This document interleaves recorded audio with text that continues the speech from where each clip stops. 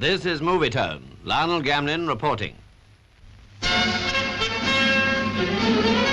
As their honorary Air Commodore, Mr. Churchill went to inspect number 615 County of Surrey Squadron, Royal Auxiliary Air Force at Biggin Hill. In the course of his address, Mr. Churchill said that if there was another war, paratroop landings on a vast scale would be likely. He therefore hoped for greater air strength and a strong home guard as effective means of defence. Members of the squadron were on their 3 months intensive training course. A flypast by jet meteors marked the Air Commodore's visit.